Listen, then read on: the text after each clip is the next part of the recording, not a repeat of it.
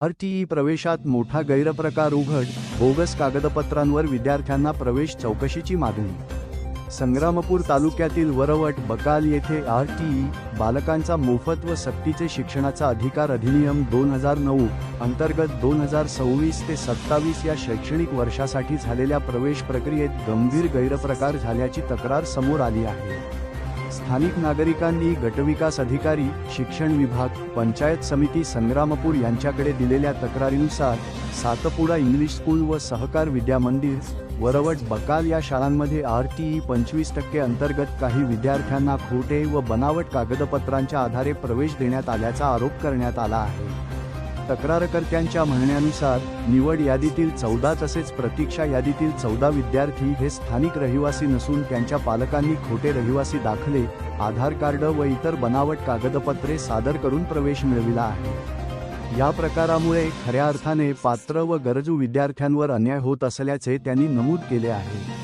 या प्रकरणात पारदर्शकता राखण्यासाठी आणि सत्यता पडताळण्यासाठी ब्लॉक, पोलीस पाटील, सरपंच तसेच रास्त दुकानदार यांचे चौकशी अहवाल तक्रारीसोबत जोडण्यात आले आहेत। तरीही संबंधित प्रकरणाची सखोल चौकशी करून दोषींवर कठोर कायदेशीर कारवाई करावी आणि पात्र विद्यार्थ्यांना न्याय मिळवून द्यावा अशी मागणी करण्यात आली आहे। दरम्यान या प्रकरणामुळे शिक्षण क्षेत्रात खळबळ उडाली असून प्रशासनाने तातडीने लक्ष घालण्याची गरज व्यक्त होत आहे।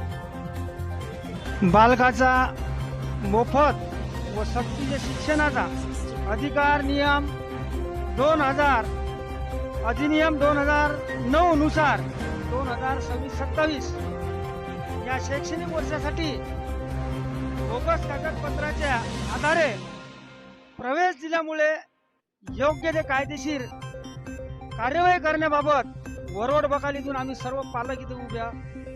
वरवट बकालसाठी सहकार विद्या मंदिर तसेच सातपुडा कला वाणिज्य हे असे विद्यालय 2 आहेत।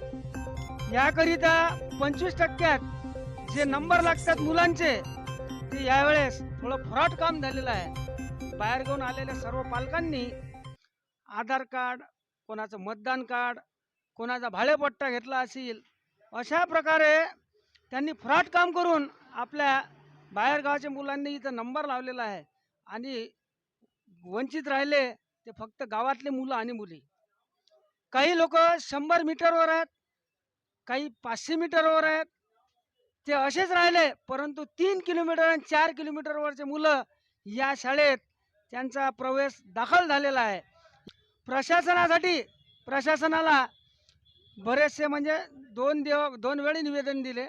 तहसीलदार साहेब, BO साहेब, BDO साहेब, गट विकास अधिकारी यांच्याकडून वशी सुद्धा घेतली आहे की या बोगस कारभारासाठी आपण या गोष्टीचं व्हेरिफिकेशन करून तात्काळ निर्णय देऊन त्यांच्यावर लागीन ते कारवाई करावी अशी माझी नम्र विनंती आहे, असे सर्व पालकांचं असं म्हणणं आहे। म्हणून आज या 10-20 लोकांसमोर हा माझ्या मुला मुलींचा नाही, या सर्वांचा असा प्रश्न आहे म्हणून मी मांडला आहे।